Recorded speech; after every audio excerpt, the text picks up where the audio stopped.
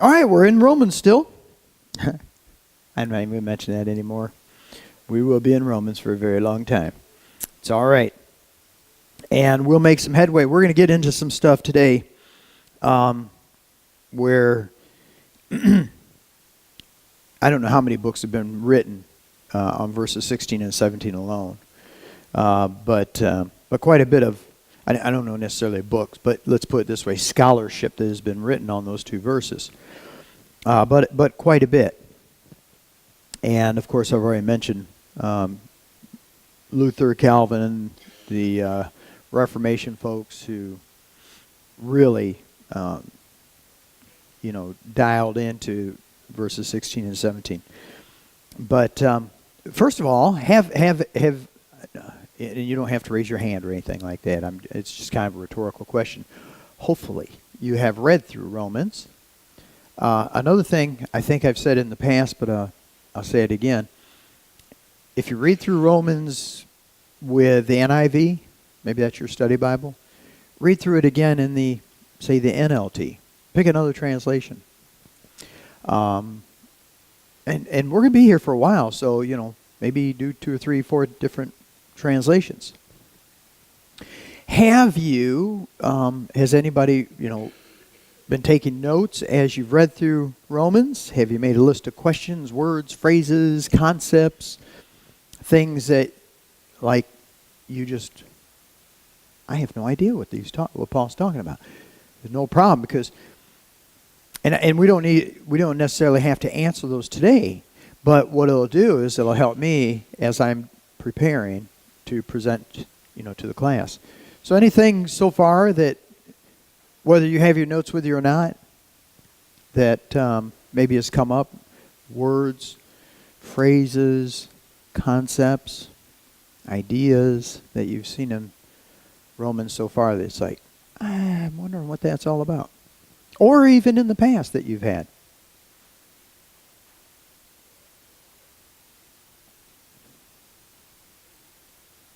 And a hush comes over the crowd. No, nothing in the past, nothing in the present. You've had a question about Romans? Okay, let's start out slow this morning. Who wrote Romans? It's going to be a tough crowd today, I can see. Come on. Who wrote Romans? The preacher's wife said Paul did. She's right. Okay, well, if you haven't read through Romans yet, I encourage you to do that. And again, something to be really good is just get your own personal little notebook that's just for Romans. And as you're reading, write down those questions, those words, phrases, and principles that you might not understand. So when Paul in verse 7 says, to all in Rome who are loved by God and called to be saints. We left off there last week. And, the whole idea of sainthood and who can be a saint. I like one preacher who said, you're either a saint or an ain't. I thought that was kind of cute. What do you think he meant by that? You're either a saint or an ain't. Huh? Or you're not. Yeah. You're the saint or you're an ain't. The whole idea we looked at last week was that the whole idea of being a saint doesn't have anything to do with your behavior. It has to do with your status. And of course, with our status in Christ, which will be my lesson today, obviously it should affect our behavior, but that's not what makes you a saint. Jesus, through the gospel, is what makes you a saint. And the word for that is, Katie, do you remember? Hagios.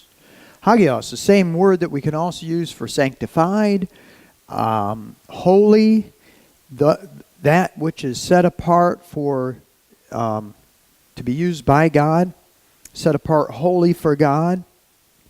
And so when Paul writes to all in Rome who are loved by God and called to be saints, we would not do any injustice to the text if we read to all in Tecumseh who are loved by God, are called to be saints.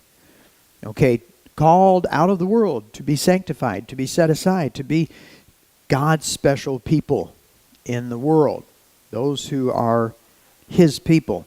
So you're either a saint or you're an ain't. You're either saved or you're not saved. You're either in a right relationship with God or you're not. You're either going to heaven or you're not. And anybody remember the metaphor I used last week about being positionally sanctified?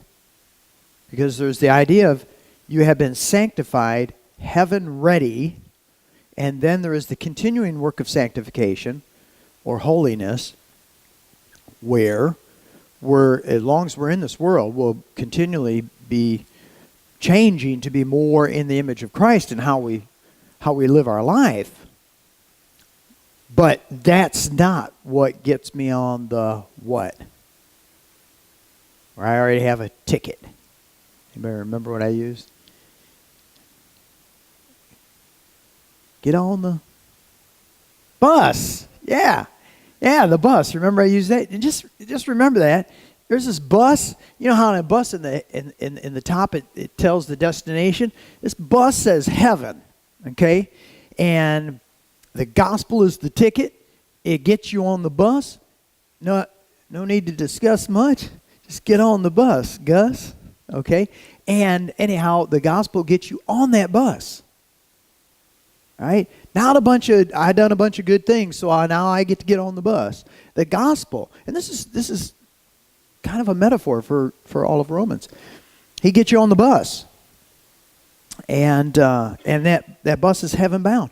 And so everybody on that bus is a saint. And it doesn't matter, Jamie lives out the Christian life better than me. It doesn't make him more sainty than me. I just made up that word. You know, he is not more of a saint than I am. Christ sanctifies us. Okay. Important concept. Okay, and so 8 through 15, Paul begins this typical, thank you for you, and, what's going on, and I really, really wanted to be with you, and all that kind of stuff, and I'm praying for you. And verses 9 and 10, he says, I'm praying for you guys. And he says, I'm thankful for you. And let me read. Let's just read 8 through 10. He says, first, I thank my God through Jesus Christ for all of you, because your faith is being reported all over the world. God, whom I serve with my whole heart in preaching the gospel of His Son, is my witness how I constantly remember you in my prayers at all times. And I pray that now at last, by God's will, the way may be open for me to come to you. So Paul begins this prayer. What's he praying about? I think it's really interesting how there's some similarities between his opening here and his opening to the church at Philippi. And Paul says, I thank my God every time I remember you, and all my prayers for all of you. I always pray with joy. And again, why does he pray for joy for the church in Philippi? Because your partnership in the gospel from the very first day until now. Being confident of this, that God will complete the work that He began in you. And so he sees the same kind of thing. He has the same kind of thanksgiving for the church in Rome. He thanks God for their faith, and their faith is being reported all over the world. And I brought this out a little bit. I want to emphasize this point, that when Paul is thankful for a church, when he's talking to a church that he doesn't have to discipline, i.e. Galatians and all the stuff that's going on there, look at what he appreciates. That they are disciples of Jesus Christ who are sharing the gospel and making disciples. And You know, and he did the same thing with the church at Philippi. You know, that you partnered with me in sharing the gospel. And also that there appears to be like this already really amazing communication system in which obviously there's probably a little hyperbole, there's a little exaggeration here. You haven't known preachers to exaggerate, have you? No, preachers wouldn't do that. Hyperbole was, actually, it's a good preaching technique. But anyhow, he says, you know, your faith is being reported all over the world. I'm thankful for you guys. I'm thankful that now I'm going to get to come see you guys. And we don't know what's been prohibiting Paul from coming, but something has been keeping him from coming. But he wants to make sure they know it's my desire. And he even repeats that, again, verses 11 through 15. But in verse 11, he says, I long to see you so that I may impart to you some spiritual gift to make you strong. That is, that you and I may be mutually encouraged by each other's faith.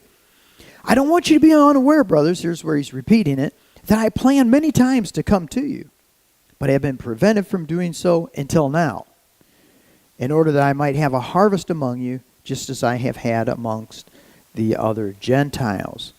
So, Paul, in verse 11, he wants to go to Rome, and he wants to give them a gift.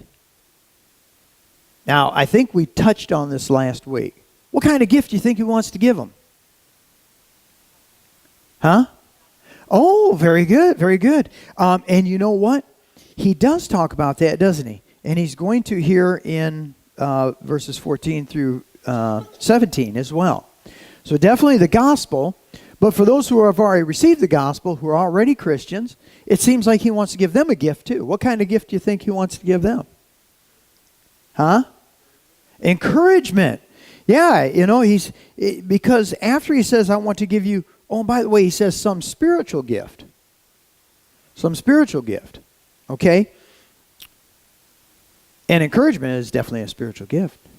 But is he talking about the 1 Corinthians 12, Romans 12, you know, the charismata? If you say that one out, that's a good one. We got a whole group of people that are charismatics. Have you ever heard of the charismatic group of folks?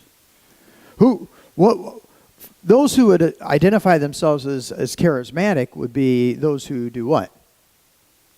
Speak in tongues is one. Anything else? Prophesy, healing, teaching. Anyhow, so you can look at 1 Corinthians 12, Romans 12, and look at the different listings of those gifts.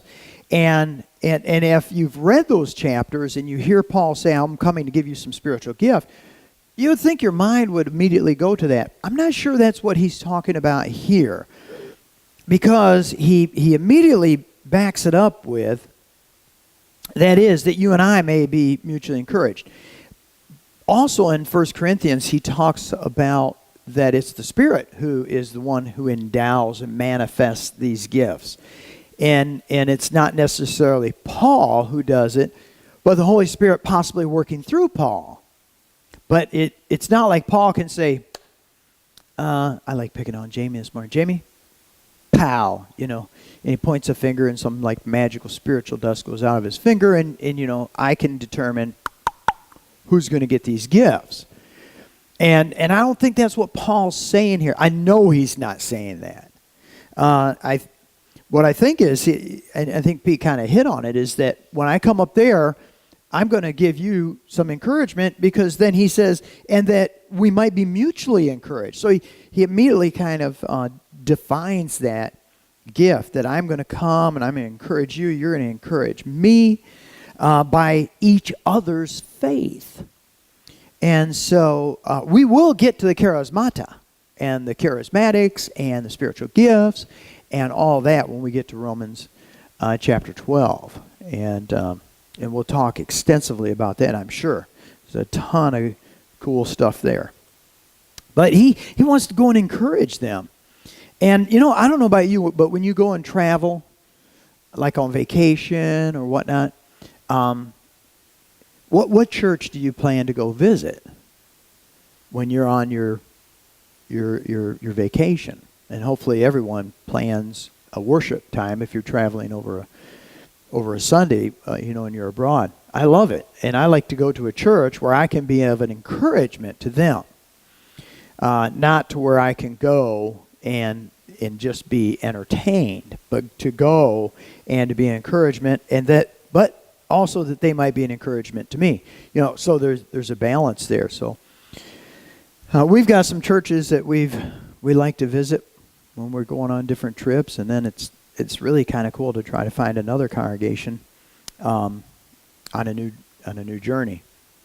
But that's why Paul wants to go. He wants to have and this is where that gospel part comes in. Shoshana, he says, that I might have a harvest among you.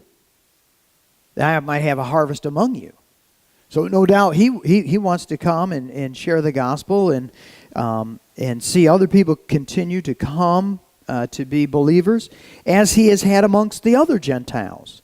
So, and that may be what's been prohibiting him from coming is because of his evangelistic mission trips that he has been on. Okay? So, he wants to have a harvest amongst them. And then verse 14 he says, on the heels of that, I'm obligated both to the Greeks and the non-Greeks. This gets back to Don's observation several times. Is it just Gentiles, just Roman, Christian he's talking to, or is he talking about Hebrews as well? People had a Hebrew background, but he's he says I'm obligated to both, the Greek, the non-Greek, both to the wise and the foolish, and that's why I'm so eager to preach the gospel also to you who are at Rome. Hence your point. So no doubt that's a gift as well. He's coming there to encourage the established church. He's coming there to encourage them with his faith. They're going to encourage him with their faith. They're going to go out and they're going to continue to share the good news with Greeks, non-Greeks, and maybe have a harvest there as well. Verse 15, that's why I'm so eager to preach the gospel also to you who are at Rome. Wonderful, wonderful, wonderful. There's some things that I want to bring out here in just these two verses. Well, actually it's 3, 14, 15, and the beginning of 16. Listen to some key words here. Oh, I'm sorry, Cheryl.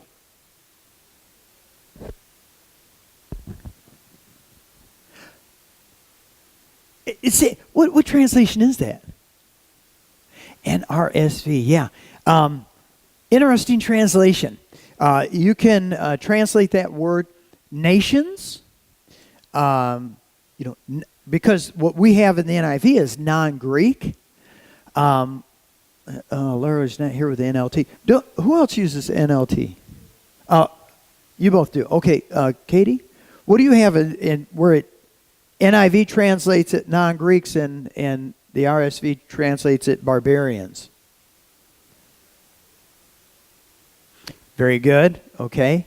And CEV? Non-Greeks? Non-Greeks.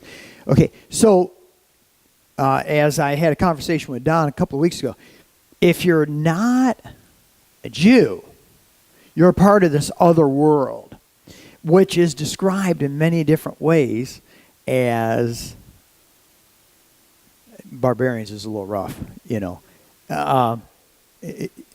pagan, barbarians, Gentiles, the nations, the others. Yes.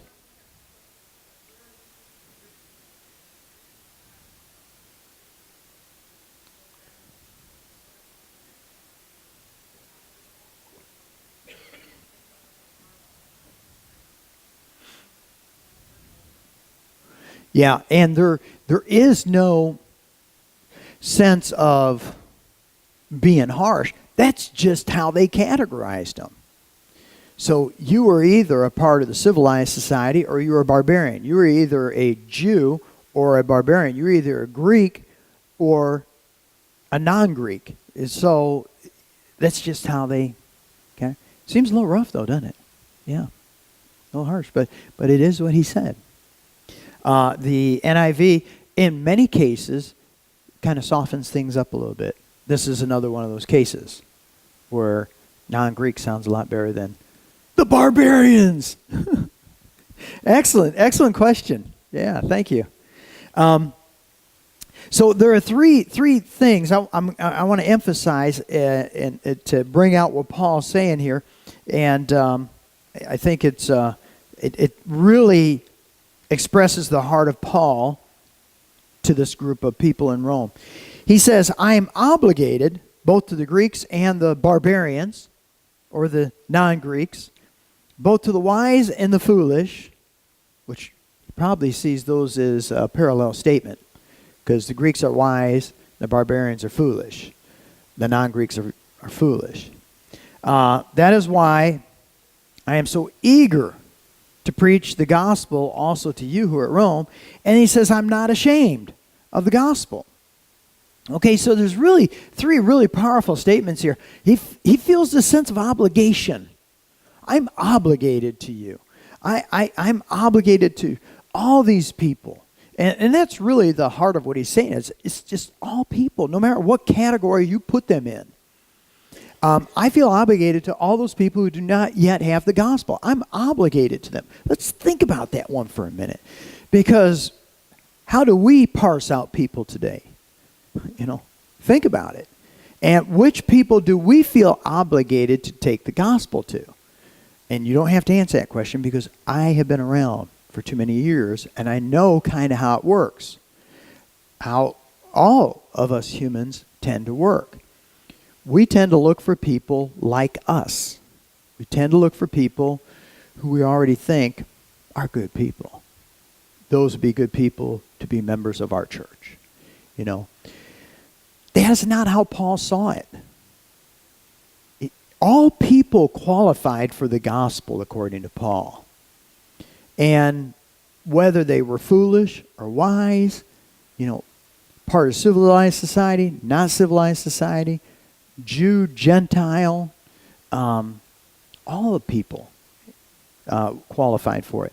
And I'm afraid this is a real problem today, that far too many churches are growing the church on their church and not on the gospel.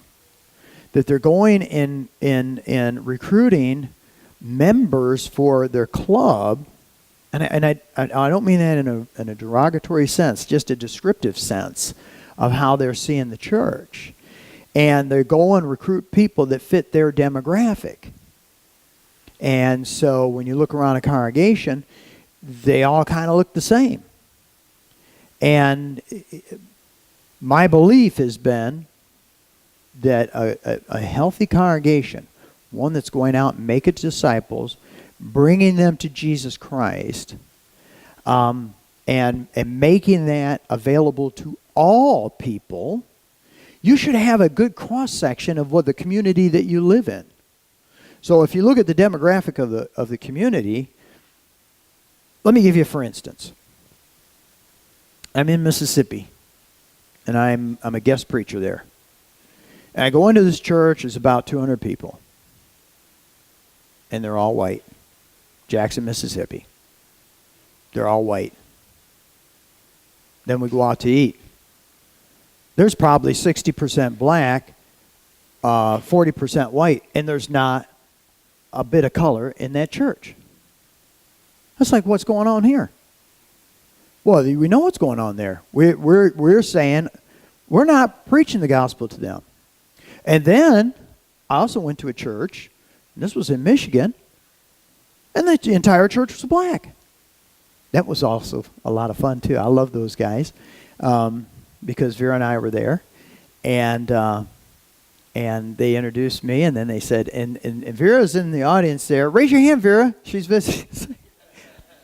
We know which one's Vera. No problem. And so, that's been my constant battle from down south to Arkansas to Michigan, is the gospel's for all.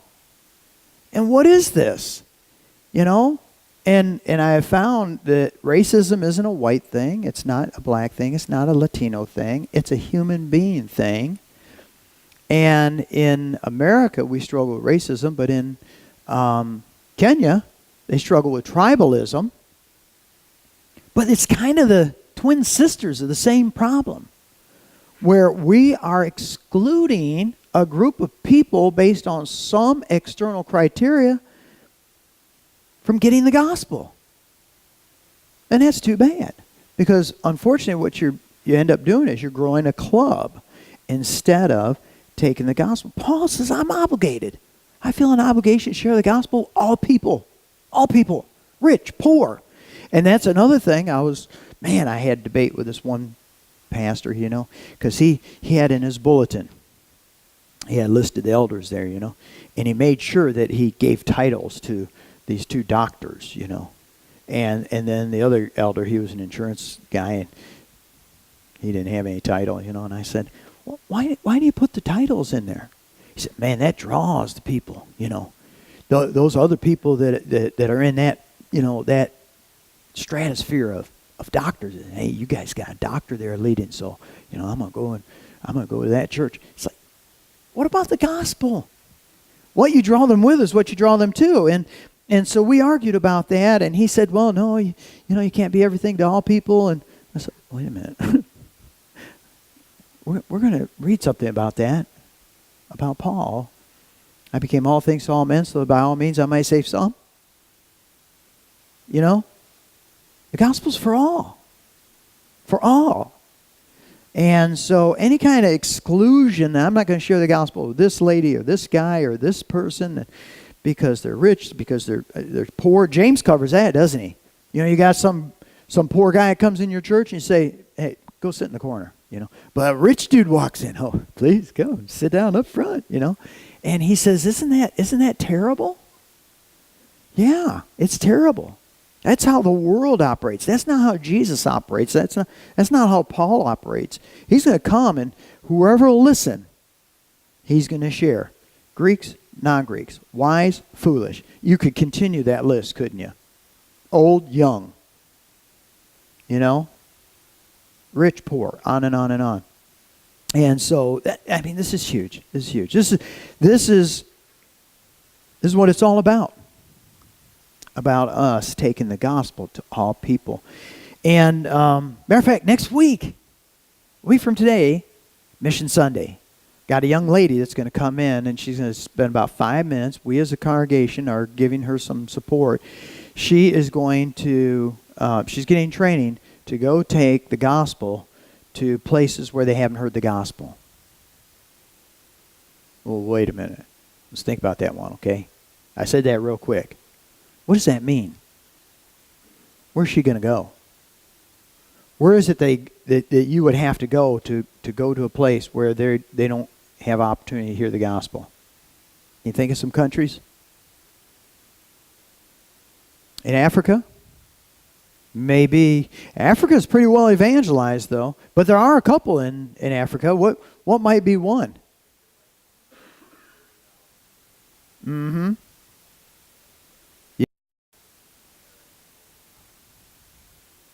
How about another place? Africa, do you know the name of the place you're thinking of?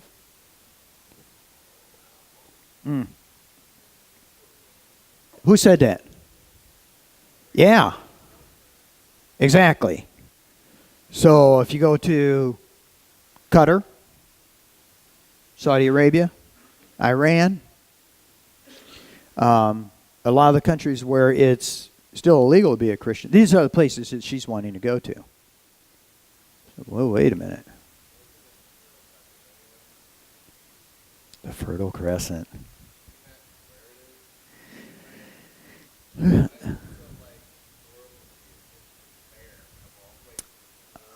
Of the all places, exactly. Good, excellent point. Excellent point. So she's eager, like Paul, to preach the gospel in these places where people have not heard. And that will take you to some dangerous locations. And they're going with a team. Which, by the way, I see that Brooke is going back to Mozambique. Yeah. Yeah. I just got that note. When are you and Jill going to make a trip to Mozambique?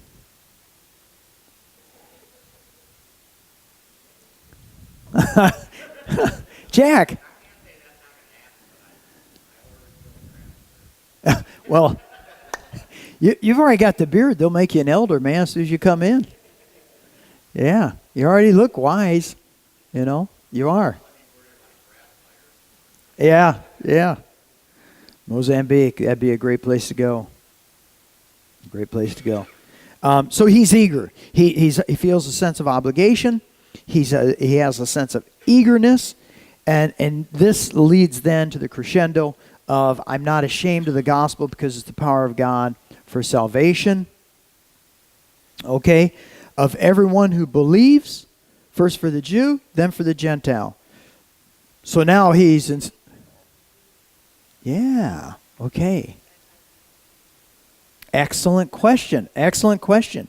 Okay, so now he gets back to his typical separation of the peoples that for everybody, because if you're not a Jew, you're a Gentile. That includes the barbarians, the non-Greeks, the Greeks, and everybody, And he says, I'm not ashamed. I'm not ashamed of the gospel. Why would he say that? Why would he even have why would he feel a need to even say that I'm not ashamed of the gospel? I think so. Is that what you're going to say?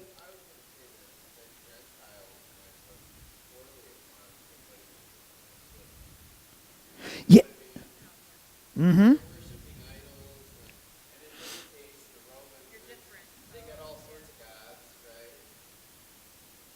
Yeah. Oh.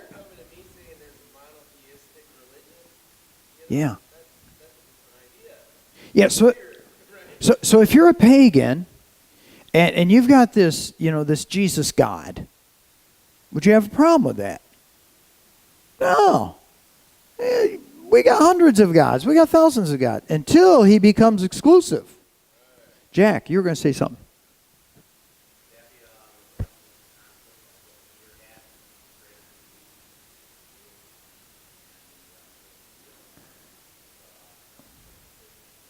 Ah.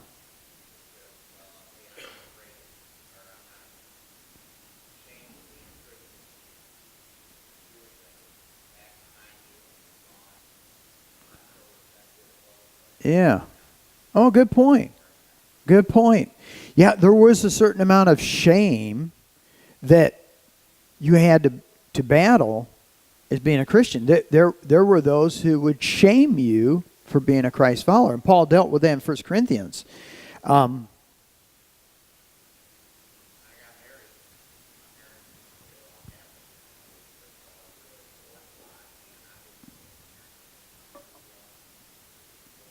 Yeah.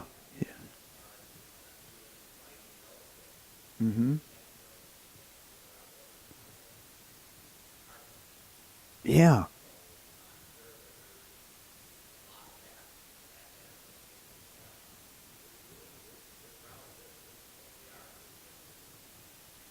Yep. That's right. Good point. Excellent point. Especially that would speak to the Jewish component at Rome, for sure. Because Paul deals with that in 1 Corinthians. He says, he's talking about where's the wise man, where's the scholar, where's the philosopher of this age? Has not God made foolish the wisdom of the world? For since in the wisdom of God, the world through its wisdom did not know him, God was pleased, catch this, God was pleased through the foolishness of what was preached to save those who believe. Jews demand miraculous signs and Greeks look for wisdom, but we preach Christ crucified, and here's the key phrase, we preach Christ crucified, a stumbling block to the Jews, foolishness to the Gentiles. Now that's putting it mildly. They, in Rome, there's an ancient picture that has a picture of a donkey's head on a cross. And the message was basically, those of you who believe in this Christos, this criminal Jew, you're foolish. And they would use much harsher terms than that. And so they were already battling that we have put our faith in a criminal hung on a Roman cross, capital punishment, died and was buried. That's how they see it. And this sacrificial love and all this, this servant mentality. You're all a bunch of fools. But Paul says, no, I'm not ashamed of the gospel. I'm not ashamed of the good news of Jesus Christ. But it was a stumbling block to the Jews, foolishness to the Gentiles. Let me read the rest of the passage. But to those whom God has called, both Jews and the Greeks, Christ, the power of God and the wisdom of God. For the foolishness of God is wiser than man's wisdom, and the weakness of God is stronger than man's strength. And I tell you, there's nothing new under the sun. Some things just surge more than others. Secular humanism has been around since human beings have been alive, I'm sure. But I just see a surge in secular humanism as being, the faith that is growing. And what's that faith in? Secular humanism is faith in us as humans. Your answer to all your problems is found within. You are your own God. We as a collective body of intellects, we will solve all of our problems and yada, yada, yada. And a guy I got into a debate with on Twitter, he said, that just doesn't set well with my sense of logic. And this is what Paul's dealing with. I'm not ashamed of the gospel. I'm not ashamed of it. And he gives a reason. Because it is the power of God for the salvation of everyone who believes. The power of God. The power of God is expressed through the gospel. Look at what God can do and has done through his gospel. And I think it was Shoshana asked the question, first for the Jew, then for the Gentile. And she asked the question, what do you mean, first for the Jew? What's that mean? Anybody have any thoughts on that before I weigh in on it? What do you mean first for the Jew? What's up with that? What are they first in line for? They were God's chosen people, weren't they? God's first covenant people, right? And what race was Jesus?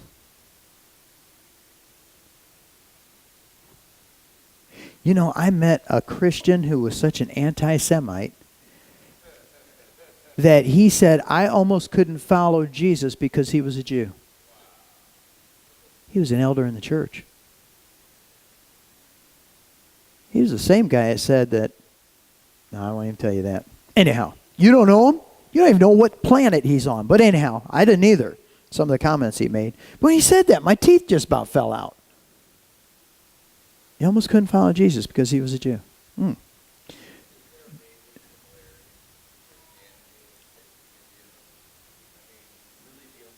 We're in the same family. Mm-hmm.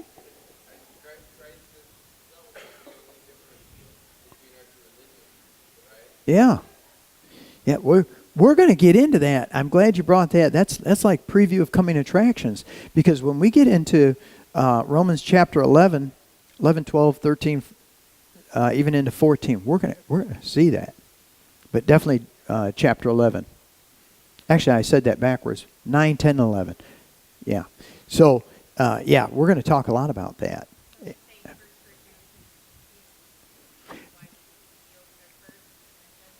Well,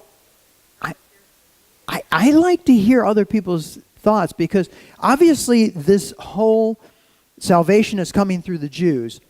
piece plays into this, does it not? Anybody else? And that they are God's covenant people. And Paul's going to talk extensively in Romans chapter 11 about his desire that God's covenant people, the Jews, are saved. Matter of fact, he'll make this statement that if I was possible, send me to hell. If that will mean salvation for all the Jewish people. Because those are God's first covenant people. Cheryl, were you going to say something?